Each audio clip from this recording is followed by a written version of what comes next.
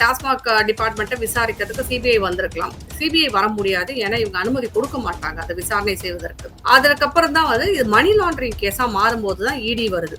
ஏன்னா இதுல வர்ற பணம் வேற எங்கெங்கயோலாம் போகுது அப்படின்ற ஒரு குற்றச்சாட்டு எழும்போது இடி வந்து இதுக்குள்ள தலையிட வேண்டிய சூழ்நிலை வருது. அவங்க அதன் மூலமாகத்தான் வர்றாங்க.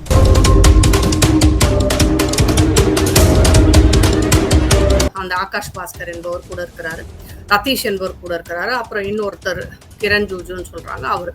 இது போக ஒரு சினிமா கூட்டமே உதயநிதியை சுத்தி இருக்கிறதுன்றது என்னமோ ஒரு ரகசியம் எல்லாம் கிடையாது. இது எப்பல இருந்து இருக்கு. இந்த ரெட் ஜாயிண்ட் மூவிஸ் எடுத்து வச்சிருந்தாரு, படம் எடுக்கிறதும் சரி, விநியோகம் செய்யறதும் சரி, சில நாட்கள் சில வருடம் ஒரு வருஷம் 2 வருஷத்துக்கு முன்னாடி வரைக்கும் நடிச்சுக்கிட்டும் இருந்தார். அப்படி ஒரு கூட்டம் அவர் பின்னாடியே இருக்கும்போது அவங்க எல்லாம் திடீர்னு படம் எடுக்கிறாங்க. பெரிய நடிகர்களை வைத்து கோடிக்கணக்கில் பணம் போட்டு எடுக்கிறாங்க. அப்படி எடுக்கும் போதுதான் சந்தேகம் வருகிறது. அந்த சந்தேகத்தின் விளைவாகத்தான் இந்த இடி ரெய்டு. அதற்கப்புறம் வந்து பாத்தீங்கன்னா இந்த பணம் எப்படி இவங்களுக்கு எல்லாம் போகுது அப்படின்னு பார்க்கும்போது விசாகன் அவர்கள் மாற்றாங்க.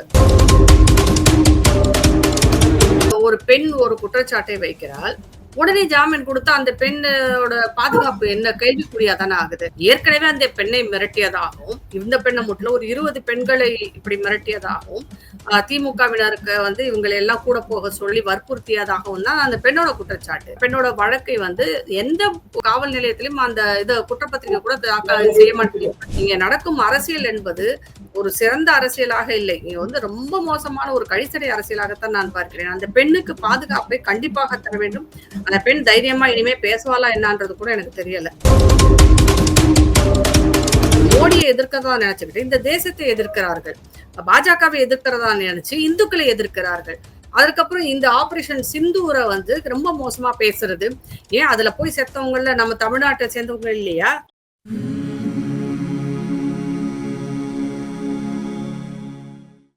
டிஎன் டிஜிட்டல் 24 நேயர்களுக்கு அன்பு வணக்கம். இன்று நம்முடன் இணைந்திருப்பவர் ராதாதேவர், சமூக ஆர்வலர். வணக்கம் மேம். தமிழ்நாட்டுல பல பிரச்சனைகள் போயிட்டு இருக்கு. இதற்கிடையில் இடி கடந்த 3 நாட்களாகவே ரொம்ப பெரிய பரபரப்பை ஏற்படுத்திட்டு இருக்கு. அரசியல்வாதிகளுக்கு முன்பே சில திரைப்பட கலைஞர்களின் பெயரும், முக்கியமா திமுகவின் பெரிய குடும்பம் கை காட்டப்படுகிறது அப்படிங்கிற ஒரு நியூஸும் வருது. மக்கள் கருத்து என்ன மேம்? அரவிந்த் கெஜ்ரிவாலுக்கு அதுக்கு பிறகு இந்த சாராய ஊழல் இல்லாட்டி டாஸ்மாக் ஊழல், எக்ஸைஸ் சம்பந்தப்பட்ட அந்த கலால் சம்பந்தப்பட்ட ஒரு கேஸ் வந்து இப்ப தமிழ்நாட்டிலேயே ஆரம்பிச்சிருக்கு. பொதுவாகவே வந்து பாத்தீங்கன்னா இந்த சாராயம்ன்றதும் இல்ல இந்த டாஸ்மாக்ன்றதை விட என்ன சொல்றது, இந்த எக்ஸைஸ் சம்பந்தப்பட்ட டிபார்ட்மெண்ட்ல ஊழல்கள் எப்பயுமே நிறைஞ்சுதான் இருக்கும். உங்களுக்கு வந்து அதுலதான் வந்து ஈஸியா பணம் பண்ணுவாங்க இவங்க. அந்த ஆல்கஹால் விற்கிறதுல தான் வந்து உங்களுக்கு அதிகமான வருமானம், இந்த பீர் பிராந்தி எல்லாம் விற்கிறதுல அதுல வருமானத்தை வந்து பாக்குறாங்க. அதுல ஊழல் நடப்பதற்கு நிறைய வாய்ப்புகள் இருக்கிறது. முதல்ல இருந்து டாஸ்மாக் வந்து முதல்ல இதை பத்தி கொண்டு வந்தது வந்து பாஜகவோ இல்ல மத்த கட்சியினரோ யாருமே கிடையாது, மத்திய அரசோ கிடையாது. அந்த டாஸ்மாக்ல போய் குடிக்கிறவங்க தான் இதை ஒரு பிரச்சனையா ஆக்குறாங்க. 10 ரூபாய் பாட்டிலுக்கு மேல வாங்குறாங்க அப்படின்னு சொல்லிட்டு. அது போக அந்த கொள்முதல்ல நடந்த குளறுபடிகள், வேண்டியவங்களுக்கு எல்லாம் அந்த டெண்டரை கொடுத்தது, அதுக்கப்புறம் இந்த பாட்டில் ப்ரொக்யூர்மெண்ட், பாட்டில் வாங்கினதுல நடந்த அவங்களுக்கு தேவையான ஆட்களிடம் கொடுத்தது, இந்த மாதிரி பல விஷயங்கள் வந்தது. இதெல்லாம் வந்ததுக்கு அப்புறம் தான் இது விசாரணையா மாறுது. நியாயமா பார்த்தாங்கன்னா டாஸ்மாக் டிபார்ட்மெண்ட்டை விசாரிக்கிறதுக்கு சிபிஐ வந்திருக்கலாம். சிபிஐ வர முடியாது. ஏன்னா இவங்க அனுமதி கொடுக்க மாட்டாங்க அதை விசாரணை செய்வதற்கு. அதற்கப்புறம் தான் வந்து இது மணி லாண்டரிங் கேஸா மாறும்போதுதான் இடி வருது. ஏன்னா இதுல வர்ற பணம் வேற எங்கெங்கயோலாம் போகுது அப்படின்ற ஒரு குற்றச்சாட்டு எழும்போது இடி வந்து இதுக்குள்ள தலையிட வேண்டிய சூழ்நிலை வருது. அவங்க அதன் மூலமாகத்தான் வர்றாங்க. 1000 கோடி ரூபாய் அவங்க கணக்குல காமிச்சாலும் இதுக்கு பின்னணியில பாத்தீங்கன்னா ஏகப்பட்ட கோடி, 32,000 கோடி 30,000 கோடின்னு ஒரு கணக்கு சொல்றாங்க. அது வெறும் டாஸ்மாக்ல பாட்டில் விற்கிறத தவிர்த்து இன்னும் பல விஷயங்கள்ல வந்து இந்த பணம் வந்து முறைகேடாக வாங்கப்படுகிறது, முறைகேடாக இருக்கிறது. அதை வேறு பல தொழில்களுக்கும் வேறு சில இடங்களுக்கும் அது வந்து போகுது அப்படின்னு சொல்லிட்டு ஒரு குற்றச்சாட்டு வரும்போது இடி வந்து உள்ள நுழையுது. இது பியூரா வந்து பாத்தீங்கன்னா சுத்தமாக பாத்தீங்கன்னா மணி லாண்டரிங் கேஸ்ல தான் அந்த கேஸ்ல வருது. இந்த வழக்கை பொறுத்த வரைக்கும் வந்து டாஸ்மாக ரெய்டு பண்ணும்போதே ஒரு பிரச்சனை வந்து செந்தில் பாலாஜி அவர்கள் முதல்ல கைதாகிறார் இந்த விஷயத்துல. ஏன்னா அது நடந்ததுக்கான ஆதாரங்கள்லாம் கொடுத்து அவர் கைது பண்ணது ஒரு பெரிய டிராமா தான். அதுக்கப்புறம் அவர் மினிஸ்டர் ஆக்குனது, அதுக்கப்புறம் உச்ச நீதிமன்றம் அவர் எப்படி மினிஸ்டர் ஆக்குனீங்கன்னு சொல்லி கேட்டது, அதற்கப்புறம் அவர் மந்திரி பதவியில இருந்து ராஜினாமா பண்ணது, இது எல்லாமே நடந்தது. அவரை வெளியில எடுத்தாங்க மந்திரி பதவியை விட்டு. ஆனால் செந்தில் பாலாஜி இல்லாத போது இந்த ஒரு வருடம் இருந்ததுலயே அவர் ஜெயில இருந்தப்ப அந்த ஒரு வருட காலமும் டாஸ்மாக் வந்து யார் ஹேண்டில் பண்ணாங்கன்றது பார்க்கும்போது திடீர்னு சில பணக்காரர்கள் தோன்றுகிறார்கள். அந்த திடீர் பணக்காரர்கள் யார் அப்படின்னு பார்க்கும்போது அவங்க எல்லாம் உதயநிதியோட நண்பர்களாக இருக்கிறார்கள், உறவினர்களாக இருக்கிறார்கள் அப்படிங்கிற செய்தி வெளியில கசிய ஆரம்பிக்குது. அவங்க எப்படி திடீர்னு அவங்க நோட்டீஸ் ஆகுறாங்க அப்படின்னு பாத்தீங்கன்னா இந்த புது பணக்காரங்க பண்ற வேலைதான். எப்படின்னா அந்த அவர்கள் அதை அடிக்கடி உதயநிதியோட கலந்துக்கிறாங்க. செந்தில் பாலாஜியை பார்க்க போகும்போதே அவங்க போறாங்க. அதற்கப்புறம் சில இடங்கள்ல சில பொது நிகழ்ச்சிகள்ல அந்த கிரிக்கெட் நிகழ்ச்சி கூட அவரு கூடவே போறாரு. அந்த ஆகாஷ் பாஸ்கர் என்பவர் கூட இருக்கிறாரு, ரதீஷ் என்பவர் கூட இருக்கிறாரு, அப்புறம் இன்னொருத்தர் கிரண் ஜூஜுன்னு சொல்றாங்க அவரு. இது போக ஒரு சினிமா கூட்டமே உதயநிதியை சுத்தி இருக்கிறதுன்றது என்னமோ ஒரு ரகசியம் எல்லாம் கிடையாது. இது எப்பல இருந்து இருக்கு. உதயநிதி கூட இந்த ஒரு கூட்டம் இருந்துட்டே இருக்கு. அவருக்கு சினிமாவிலதான் ஆர்வம்ன்றது எல்லாருக்கும் தெரிஞ்ச ஒரு விஷயம்தான். அதனாலதான் அவரு ரெட் ஜாயிண்ட் மூவிஸ் எடுக்க வச்சிருந்தாரு. படம் எடுக்கிறதும் சரி, விநியோகம் செய்யறதும் சரி, சில நாட்கள் சில வருடம் ஒரு வருஷம் 2 வருஷத்துக்கு முன்னாடி வரைக்கும் நடிச்சுக்கிட்டும் இருந்தார். அப்படி ஒரு கூட்டம் அவர் பின்னாடியே இருக்கும்போது அவங்க எல்லாம் திடீர்னு படம் எடுக்கிறாங்க. பெரிய நடிகர்களை வைத்து கோடிக்கணக்கில் பணம் போட்டு எடுக்கிறாங்க. அப்படி எடுக்கும் போதுதான் சந்தேகம் வருகிறது. அந்த சந்தேகத்தின் விளைவாகத்தான் இந்த இடி ரெய்டு. அதற்கப்புறம் வந்து பாத்தீங்கன்னா இந்த பணம் எப்படி இவங்களுக்கு எல்லாம் போகுது அப்படின்னு பார்க்கும்போது விசாகன் அவர்கள் மாற்றாங்க. விசாகன் தான் அந்த டைரக்டரா இருக்கிறாரு டாஸ்மாக்கு. அவரிடம் இருந்து நிறைய பணம் வந்து நிறைய பேருக்கு போயிருக்கு. அதுல ஒன்று அவங்க ஊடகவியலாளர்களும் வாங்கியிருக்காங்கன்னு சொல்றாங்க. இது எல்லாமே வந்து ஆராய்ச்சி செய்ய வேண்டிய விஷயங்கள் தான். கண்டிப்பாக இதெல்லாம் விசாரிக்கப்பட வேண்டும். நிறைய ஊடக பத்திரிகைக்காரர்களும் இங்க இருக்கிற ஊடகவியலாளர்களும் இந்த அரசு செய்யும் தவறை பற்றி எதுவுமே இன்னும் சொல்லப்போனா இந்த ஏடி ரெய்டவே பத்தி அவங்க எதுவுமே வாய திறக்காம இருக்காங்க. அப்ப அவர்களுக்கு எல்லாம் வந்து இங்க இருந்துதான் பணம் போகுது அப்படிங்கிற மாதிரியான நிறைய செய்திகள் கசியும் போது அதை விசாரணை செய்ய வேண்டும் என்பது ஒரு பொறுப்பான ஒரு அரசோ இல்ல ஒரு துறையோ செய்ய வேண்டிய விஷயம்தான். அந்த விசாரணையில் தான் இவ்வளவு பேரோட பேரும் வெளியில வருது. ஆனால் அத்தனை பேர் மாட்டும் போதும் இவர்கள் எல்லாரும் யாருக்கு கூட இருந்தாங்கன்னு போது அது அந்த முதல் குடும்பத்துக்கு போய் சேருது. ஆனால் இது ரொம்ப மோசமான ஒரு விஷயமாக பார்க்கிறேன். இது வரைக்கும் நடந்த ஊழல் எதோ நடந்திருக்கு. ஆனால் இந்த அளவுக்கு பல்லாயிரம் கோடி அளவுக்கும் ஊழலும் அதை வைத்து மணி லாண்டரிங் பண்ணதும் அதுக்காக ஒரு கூட்டமே செயல்பட்டு இருக்குன்னு நினைக்கும் போது ஏற்கனவே வந்து எத்தனையோ லட்சம் கடன்ல தமிழகம் மூழ்கி போயிருக்கு. அப்படி இருக்கும்போது இவ்வளவு பணத்தை வந்து ஒரு குறிப்பிட்ட கூட்டமே மட்டுமே வந்து அனுபவித்துக் கொண்டு இருக்கும் என்பதை நினைக்கும் போது கொஞ்சம் வருத்தமாவும் இருக்கு. எலெக்ஷன் வரதுனாலதான் மத்திய அரசு வந்து இப்படி பண்ணது அப்படிங்கிற ஒரு கருத்தையும் பார்க்க முடியுது. இதுல உங்கள் கருத்து என்ன மேம்? அப்படியெல்லாம் சொல்ல முடியாது. இது இந்த இடி ரெய்டு பொறுத்த வரைக்கும் இது ஒரு 2019 ஆரம்பிச்சதுதான் வந்து இந்த டாஸ்மாக் மேல் உள்ள அலிகேஷன். அதாவது முன்னாடி இந்த அதிமுக அரசுலே அவங்க இப்போ சுப்ரீம் கோர்ட்ல வந்து இவங்க அபிடவிட் தாக்கல் செய்யும் போது என்ன சொல்றாங்க, தமிழக அரசு நாங்க கிட்டத்தட்ட ஒரு 50 பேர் மேல நாங்களே வழக்கு போட்டிருக்கோம் முறைகேடுகளுக்காக அப்படின்னு சொல்லித்தான் இப்ப சுப்ரீம் கோர்ட்லயே போயிருக்காங்க. இந்த தடையை வந்து அதாவது இந்த விசாரணையை இடி விசாரணையை நிப்பாட்ட வேண்டும் என்று சொல்லும் போது அவர்கள் சொல்வது என்னவென்றால் டாஸ்மாகே வந்து 51 பேர் மேல கேஸ் போட்டிருக்கு, நிறைய முறைகேடுகள் நடந்ததுக்கான ஆதாரங்கள் இருக்கிறதுனால அவங்க வந்து அதை கேஸ் போட்டிருக்காங்க.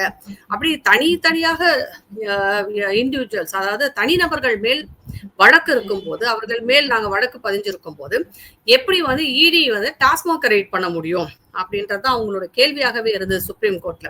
அதனாலதான் சுப்ரீம் கோர்ட் வந்து இப்ப அதாவது இடைக்கால தடைன்னு அறிவிச்சிருக்கிறாங்க. இந்த எதுக்கு இடைக்கால தடைனா நாங்க இந்த மாதிரி பழிவாங்கும் நோக்கமோ எங்களுடைய நோக்கம் என்ன அப்படிங்கிறத வந்து இடி என்போர்ஸ்மெண்ட் டைரக்டரேட் வந்து அமலாக்கத்துறை வந்து தாக்கல் செய்ய வேண்டும். அதற்கப்புறம் நாங்க வந்து சொல்றோம் அப்படின்னு சொல்லியிருக்காங்க. இன்னும் வந்து முழுதாக தடை இல்லை, இடைக்காலத்துக்கு தடை தான் கொடுத்திருக்காங்க. அது ஏன்னா இவங்க சொன்னதை வச்சு நீங்க உங்க வரம்பை மீறி செயல்படுறீங்களோ அப்படின்னு கேட்டிருக்காங்க. அது உண்மைதான் கேட்டிருக்காங்க. ஆனா அது அவங்க வந்து எதுவோ அதை ஒரு பெரிய கமெண்டா போட்டு நீங்க வந்து செய்யறது எல்லாமே தப்பு அப்படின்லாம் சொல்லி இந்த விசாரணையே நிப்பாட்டல. ஏற்கனவே இவங்க சொன்ன மாதிரி தனிநபர்கள் மேல் வழக்கு இருக்கும் போது இடி அங்க எதுக்கு போகணும் அப்படின்னு அதை வந்து ஸ்டேட் கவர்மெண்டே விசாரிக்கும்ல. ஸ்டேட் கவர்மெண்டே விசாரிச்சு அதற்கான தீர்ப்பை தரும் இல்லையா அப்படின்னு தான் கேட்டிருக்கிறாங்க. ஆனால் ஏன் அமலாக்கத்துறை அங்க போயிருக்குன்றத இனி அடுத்து வரும் காலகட்டங்களில் வரும் விசாரணையில் அவங்க வந்து கண்டிப்பாக தெரிவிப்பாங்க. அதற்கப்புறம் இது வந்து இருக்குமா என்னன்றது தெரியும். ஏன்னா இந்த இடி ரைடை வந்து உயர்நீதிமன்றம் இவங்க தடை கேட்டு முதல்ல உயர்நீதிமன்றம் போனப்ப அங்கேயுமே உயர்நீதிமன்றம் அதை தடை செய்ய முடியாது, விசாரணையை நாங்க தடை செய்ய முடியாது என்று சொல்லிவிட்டார்கள். உங்களுக்கு ஏதாவது இடியில இருக்கிறவங்க மேல ஏதாவது பிரச்சனை இருந்தா நீங்க தனிப்பட்ட முறையில வழக்கு தொடுங்க அப்படின்னு சொல்லியிருக்கிறாங்க. அதனால இந்த வழக்கை பொறுத்த வரைக்கும் இது சரியான பாதையில் போய் கொண்டிருக்கிறது. கண்டிப்பாக இது வந்து ஒரு பெரிய பிரச்சனையாகத்தான் முடியும் திமுக அரசுக்கு என்பதில் எந்தவித மாற்று கருத்தும் இல்லை. மேம், இதுல மத்திய அரசுக்கு வந்து எந்தவித தொடர்பும் இல்லைன்னா அதானி நிறுவனங்கள் மீதும் இடி ரைட் நடத்தலாமே அப்படின்னு தமிழக சபாநாயகர் அப்பாவு அவர்கள் ஒரு கருத்தை வச்சிருக்காரு மேம். இதுல உங்களுக்கு கருத்து என்ன? யாரு மேல இடி ரைடு நடத்தணும் நடத்தக்கூடாதுன்னு சொல்றதுக்கு அவர் யாரு? அவர் சொன்னோம் அது புலனாய்வுத்துறையோ இல்ல இந்த மாதிரியான துப்பறிய நிறுவனமோ நாச்சு நடத்தல இல்ல. அதை வந்து மத்திய அரசு பார்த்துக்கணும். தவறு யாரு செய்கிறார்களோ அவர்கள் மேல் நடவடிக்கை இருக்கும். அதானி மேல உங்களுக்கு ஏதாவது குற்றச்சாட்டுகள் இருந்தால் நீங்களும் போய் கொடுங்க, இடியில போய் கொடுத்து இந்த மாதிரி குற்றச்சாட்டுகள் இருக்கு, அவர் இந்த தவறை செய்யறாரு, நீங்க விசாரிங்கன்னு சொல்லுங்க. அது இவர் வந்து சும்மா அதானி அம்பானி அதானி அப்படி பார்த்தா தமிழகத்துல வந்து கிட்டத்தட்ட ஒரு 35,000 கோடிக்கு இன்வெஸ்ட் பண்ணியிருக்காரு. நீங்க எப்படி அவர் உள்ள விட்டீங்க? தமிழகத்துல அவர் எப்படி இன்வெஸ்ட் பண்ணாரு? அதனால இவர்கள் பேச்சு வந்து இது மடைமாற்றும் பேச்சுதான். உங்க மேல இருக்கிற அலிகேஷனுக்கு நீங்க வந்து பதில் சொல்லுங்க. இது நடந்துதா நடக்கலையா, இது உண்மையா இல்லையா, அவ்வளவுதான் நாம கேட்கறது. அதை விட்டுட்டு சும்மா அதானி அம்பானின்னு எதற்கெடுத்தாலும் தொழிலதிபர்களை பற்றி பேசுவதெல்லாம் வந்து மடைமாற்றும் வேலையாகத்தான் இருக்கிறது. தமிழகத்தோட பட்ஜெட்ல வந்து கை வச்சுட்டாங்க, அதனால நிதி ஆயோக்கை புறக்கணிக்கிறேன் அப்படின்னு சொல்லிட்டு நம்மளுடைய முதல்வர் M.K. ஸ்டாலின் அவர்கள் சொல்லியிருந்தாங்க. இன்னைக்கு அதே நிதி ஆயோக்கு வந்து தமிழகத்தின் உரிமையை மீட்க நான் போறேன் அப்படின்னு சொல்லிட்டு முதல்வர் போறாரு. இதற்கு எதிர்க்கட்சி தலைவர் EPS அவர்கள் தம்பி படுத்தும் பாடு யார் வந்த தம்பி அப்படின்னு ஒரு கடுமையான விமர்சனத்தை வச்சிருக்காரு. இதில் உங்களுக்கு கருத்து என்ன மேம்? அது சொன்னது உண்மைதான். 2 வருஷமா வந்து அது நான் போக மாட்டேன், தமிழகத்தை வஞ்சிக்கப்படுகிறது, நான் நித்தி ஆயோக் கூட்டத்துக்கு போக மாட்டேன். நித்தி ஆயோக் என்பது வந்து ஒரு பாலிசி டிசிஷன் மேக்கிங் கவுன்சில் அந்த மாதிரி இருக்கும். அதாவது இந்தியாவிற்கு தேவையான திட்டங்களை வகுக்கிறதுக்கான ஒரு கவுன்சில் அது. அதுல எல்லா மாநில முதல்வர்களும் இருக்காங்க. அவங்கவுங்க போய் அவங்கவுங்களுடைய கருத்துக்களையும் அவங்களுடைய திட்டங்களையும் சொல்லும் போது அது ஒன்றுபட்டு வந்து ஒரு ஒரு திட்டமாக செயல்படுத்துவதற்கு மத்திய அரசு கொண்டு வந்த ஒரு இது நிதி ஆயோக்ன்றது. அதுல இவங்க போறதுக்கு என்ன பிரச்சனைனே தெரியல. இப்ப தமிழகத்திற்கு என்ன வேணும்னு அந்த கூட்டத்துல போய் சொன்னா தானே. நீங்க இங்க பத்திரிகைக்காரங்க கிட்ட பேசுறதுனாலையும் சன் டிவில பேசுறதுனாலையும் கிடைக்க போதா? அதெல்லாம் வந்து சரியான வழி ஆகாது இல்லையா? நீங்க நேரா போய் நித்தி ஆயோக் கூட்டத்துல கலந்துக்கும் போதுதான் இதை பத்தி எல்லாம் பேச முடியும். நீங்க உங்களுக்கான தேவைகள் என்ன என்பதை அங்க எடுத்து உரைக்கும் போது அதற்கான பலன் கிடைக்கும். ஆனா இவங்க இத்தனை வருடங்களாக அதை வந்து இவங்க வந்து பாய்காட் பண்ணிட்டே இருந்தாங்க. அதுல இவங்க கலந்துக்க மாட்டேன்னு தான் சொல்லியிருந்தாரு. இன்றைக்கு அவர் கலந்து கொள்வது இந்த ரெய்டெல்லாம் நடந்ததுக்கு அப்புறம் கிட்டத்தட்ட நான் எத்தனையோ அமைச்சர்கள் மேல் குற்றச்சாட்டுகள் இருக்கு. அவங்க எல்லாம் குற்றச்சாட்டுகளை எதிர்நோக்கி இருக்கிறாங்க. அவங்க எல்லாம் வழக்கு விசாரணையில இருக்கிறாங்க. அதற்கப்புறம் இப்ப அவருடைய மகன் மேலேயே ஒரு குற்றச்சாட்டு வரும்போது அவர் போய்த்தான் ஆக வேண்டும் என்ற நிலைமை வந்ததோ என்று நினைக்க தோன்றுகிறது. அதனால அவர் எதிர்க்கட்சி தலைவர் சொன்னதில் எந்த தவறும் இருப்பதாக தெரியவில்லை. இன்னொன்றையும் நான் சொல்ல விரும்புறேன். எல்லாரும் சொன்னாங்க, சில பேர் வந்து சொல்றாங்க இடி ரேட்லாம் சும்மா, அது எப்படி அதெல்லாம் ஒண்ணும் நடக்காது, அரெஸ்ட் எல்லாம் வராது, இதுக்கு முன்னாடி 2G கேஸ்ல என்ன நடந்துச்சு, 3G கேஸ்ல என்ன நடந்துச்சு, அப்படி இப்படி எல்லாம் பேசுறாங்க. அப்போ கெஜ்ரிவால் கேஸ கூட கம்பேர் பண்ணாங்க. கெஜ்ரிவால் உடனே அரெஸ்ட் பண்ணிட்டாங்க, இப்ப இவங்களை அரெஸ்ட் பண்ணல, அப்படிலாம் எதுவுமே கிடையாது. கெஜ்ரிவால் கேஸ்லாம் 2022 ஆரம்பிச்சது. அதற்கப்புறம் தெலுங்கானா முதல்வரின் மகள் கவிதா அவங்க வந்து அரெஸ்ட் ஆனாங்க. வரிசையா நிறைய பேர் அரெஸ்ட் ஆனாங்க. அதுல அடுத்து இறுதியாகத்தான் இவர் இந்த டெல்லி முன்னாள் சிஎம் வந்து அரெஸ்ட் ஆனார் கெஜ்ரிவால். அவரு போன வருஷம் 2024 2 வருடம் கழித்துதான் அவர் மேல இருந்த அலிகேஷன் எல்லாம் ப்ரூவ் ஆகிறதுக்கும் அதுக்கு தேவையான எவிடன்சஸ், அதுக்கு தேவையான எல்லா சாட்சிகளையும் திரட்டி கொண்டுதான் அவர்கள் போய் சேர்ந்தாங்க. இதுல சாட்சியங்கள் இல்லாட்டி இந்த மாதிரி வழக்குகள் இருக்காது. ஏன்னா திமுகவை பற்றி நன்றாகவே தெரியும். வாய்தா வாங்குவதிலும் சாட்சியங்களை கலைப்பதிலும் அவர்களை மிஞ்சுவதற்கு ஆளே இல்லை. இதை நான் சொல்லல, உச்ச நீதிமன்றமே சொல்லியிருக்கு. செந்தில் பாலாஜி விஷயத்துல அவரோட ஜாமீனை வந்து நாங்க ரத்து பண்ணவா அப்படின்னு கேட்டது காரணமே சாட்சிகளை வந்து அவங்க வந்து கலைத்து விட பார்த்தார்கள். சாட்சிகளை மிரட்டுவதை வந்து எடுத்து சொன்னாங்க. அதுக்கப்புறம் வந்து நிறைய காலதாமதமாவதையும் சொன்னாங்க. இதெல்லாம் சொல்லித்தான் அவங்க வந்து நீ முதல்ல மினிஸ்டரை விட்டு வெளில வாங்க அப்படின்னு சொல்லி எல்லாம் சொன்னது. அல்ல இது திமுகவிற்கு கைவந்த கலையாகத்தான் இருக்கிறது. இந்த விஷயத்திலையும் அப்படித்தான் நான் பாக்குறேன். நான் எல்லா பக்கமும் இடி ரைட் அப்படிங்கறதையே பேசுறதுனால அந்த அரக்கோணம் பெண்ணின் விஷயம் வந்து மறைக்கப்படுகிறதா அப்படிங்கிற ஒரு கேள்வி வருது. அதில் சம்பந்தப்பட்ட திமுகவின் முன்னாள் நிர்வாகி தேவச்செயல் அவர்களுக்கு ஜாமீன் கிடைத்ததாகவும் கூறப்படுகிறது. இதில் உங்கள் கருத்து என்ன? அது எப்படி ஒரு பெண் ஒரு குற்றச்சாட்டை வைக்கிறாள், உடனே ஜாமீன் கொடுத்தா அந்த பெண்ணோட பாதுகாப்பு என்ன கேள்விக்குறியா தானே ஆகுது? ஏற்கனவே அந்த பெண்ணை மிரட்டியதாகவும், இந்த பெண்ணை மட்டும் ஒரு 20 பெண்களை இப்படி மிரட்டியதாகவும், திமுகவினருக்கு வந்து இவங்களை எல்லாம் கூட போக சொல்லி வற்புறுத்தியதாகவும் தான் அந்த பெண்ணோட குற்றச்சாட்டு. இன்னும் சொல்ல போனா அந்த பெண்ணோட வழக்கை வந்து எந்த காவல் நிலையத்திலும் அந்த இது குற்றப்பத்திரிகை கூட செய்ய மாட்டேங்க, எஃப்ஐஆர் கூட பதிய மாட்டேன்னு சொல்லிட்டாங்க. அப்படி இருக்கும் பட்சத்தில் இன்னைக்கு பெரிய அழுத்தம், அது எதிர்கட்சியினர் கொடுத்த அழுத்தமும் ஊடகங்கள் சமூக ஊடகங்களில் வந்த விஷயங்களையும் பார்த்துதான் கடைசியில அவரை அரெஸ்ட் பண்றாங்க. ஆனா அடுத்த வேகத்துல அரெஸ்ட் பண்ண வேகத்துல வெளியில வந்துடுறாரு. இப்ப இவரால வந்து அந்த பெண்ணுக்கு என்ன பாதுகாப்பு இருக்கும்? அந்த பெண் ஏற்கனவே அந்த பெண்ணை பற்றி எல்லா உண்மையும் திமுக ஐடிவியும் வெளியே விட்டுட்டு இப்ப அந்த பெண்ணை வந்து வெளிச்சத்துல கொண்டு வந்துட்டாங்க யாருன்னு சொல்லிட்டு எல்லாருக்குமே தெரிந்து போன பிறகு இப்ப அந்த பெண்ணுடைய உயிர் கோயில்ல அந்த பொண்ணு நாளத்துக்கும் என்ன பாதுகாப்பு இருக்க முடியும்? இந்த இடி ரைடு விஷயத்துல அதை மொத்தமா வந்து மூடி மறைச்சிட்டாங்க. இன்னொன்னு அந்த இது பெயில் கொடுத்த இவரு ஜட்ஜ வந்து நம்ம கண்டிப்பா கேட்கதான் வேணும். எந்த இதுல வச்சு எந்த முகாந்திரத்தை வச்சு நீங்க பெயில் கொடுத்தீங்க? அப்ப ஒரு பெண்ணோட உயிருக்கோ இல்ல மானத்துக்கோ இங்க என்ன பாதுகாப்பு இருக்கு? இதை நம்ம கேட்டுதானே ஆகணும்.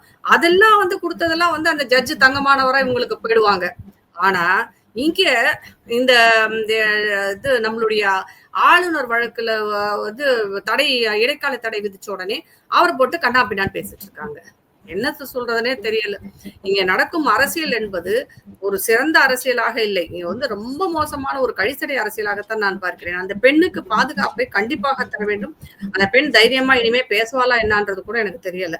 இனிமே அந்த கேஸ் எப்படி போக போகுதுன்றதும் தெரியல. மேம், நீங்க சொன்னது மாதிரிதான் திமுக தான் அதிகமா சமூக நீதி பற்றி பேசுவாங்க. கடைசியில் அவங்களே அந்த நீங்க சொன்ன அந்த ஜட்ஜஸ் வந்து அவா இவாள் அப்படிங்கிற மாதிரி அவங்களோட ஜாதியை குறிப்பிட்டு திமுகவை சேர்ந்த ராஜீவ் காந்தி அவர்கள் குறிப்பிட்டிருக்காரு. இதை எப்படி பாக்குறீங்க? திமுகவை பொறுத்த வரைக்கும் பாத்தீங்கன்னா அவங்க அதான் ஜாதி ஒழிப்பு எல்லாம் அவங்க கிடையவே கிடையாது. ஜாதி ஒழிக்கிறதா வந்து எந்த ஜாதியும் பேசக்கூடாது, ஜாதியை வந்து குற்றம் சாட்டக்கூடாது, ஜாதியை கேலி செய்யக்கூடாது. ஆனா இவங்க எப்பயுமே கேலி செய்துட்டு தானே இருக்கிறாங்க.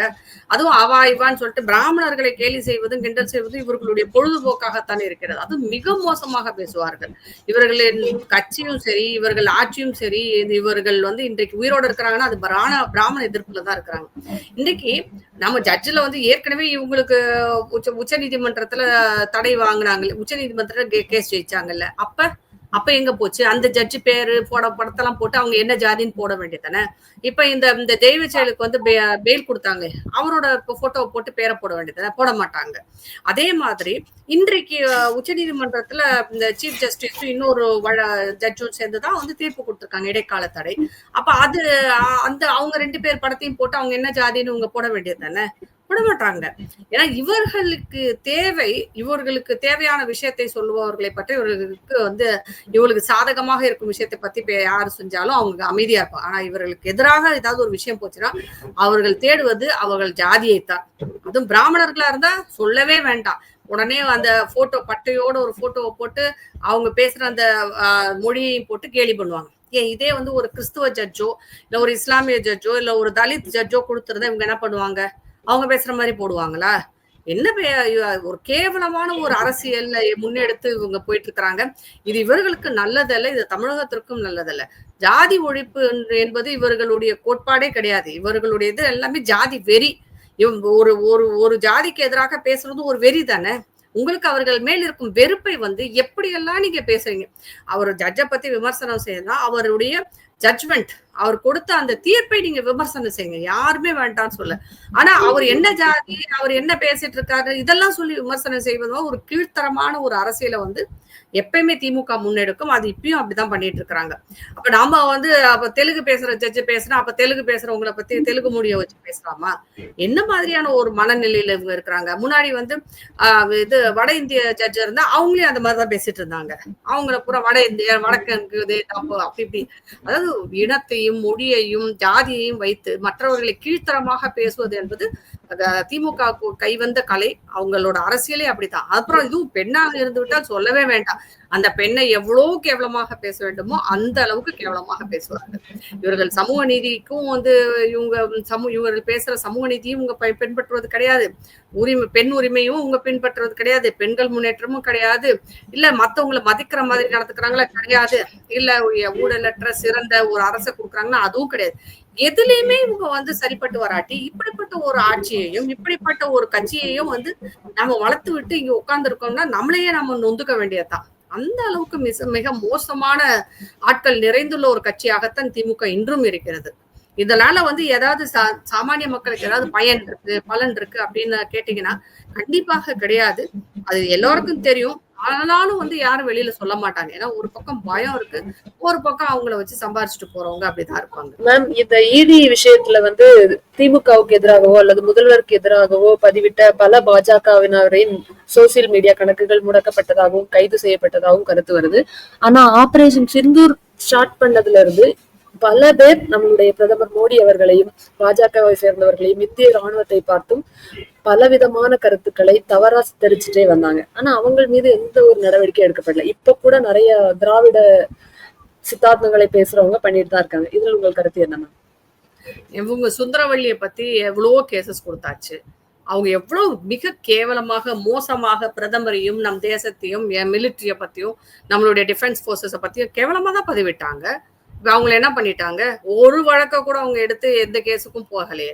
ஒண்ணுமே பேசி ஒண்ணுமே ஆகல. அதே மாதிரிதான் திமுகவினர் வந்து பாத்தீங்கன்னா சமூக வலைதளங்கள்ல மிக மோசமாக பேசுகிறார்கள். மோடியை எதிர்க்கதான் நினைச்சுக்கிட்டு இந்த தேசத்தை எதிர்க்கிறார்கள். பாஜகவை எதிர்க்கிறதா நினைச்சு இந்துக்களை எதிர்க்கிறார்கள். அதுக்கப்புறம் இந்த ஆபரேஷன் சிந்தூரை வந்து ரொம்ப மோசமா பேசுறது. ஏன் அதுல போய் செத்தவங்கல நம்ம தமிழ்நாட்டை சேர்ந்தவங்க இல்லையா? ஏன் அது எவ்வளவோ தமிழர்கள் ராணுவத்துல இருக்கிறாங்களே, இந்த நாட்டின் எல்லையில் நம்மளை காப்பாத்திக்கிட்டு இருக்காங்க இல்லையா? அவங்களை கேவலமாக பேசுவது, அதுக்கப்புறம் பாகிஸ்தானுக்கு ஆதரவாக பேசுவது, இப்படி பல இடங்கள்ல வந்து பாத்தீங்கன்னா இவங்களுடைய தேச விரோத போக்கு நிறையவே தெரியுது. ஆனா எந்த வழக்கு போட்டாலும் அதாவது நீங்க போய் போலீஸ் ஸ்டேஷன்ல கேஸ் கொடுத்தா அவங்க எஃப்ஐஆர் போட்டு எடுத்து அவங்களை கைது பண்ணணும்ல, அதெல்லாம் எதுவுமே நடக்காது. ஆனா அதே ஒரு பாஜகவுக்கோ இல்ல இந்த என்னது திமுகவுக்கு எதிராக யாரு பேசினாலும் உடனே வழக்கு பாஞ்சிடுது. அவங்கள தேடுறாங்க, அவங்கள விரட்டுறாங்க, அவங்கள பிடிக்கிறதுக்கு முயற்சி பண்றாங்க. இது என்ன மாதிரியான பேச்சு சுதந்திரம் இங்க இருக்குன்னு கூட தெரியல. இப்ப நீங்க பேசுறதெல்லாம் ஏத்துக்கும் போது மத்தவங்க உங்களை பத்தி பேசுறத நீங்க ஏத்துக்க முடியாது.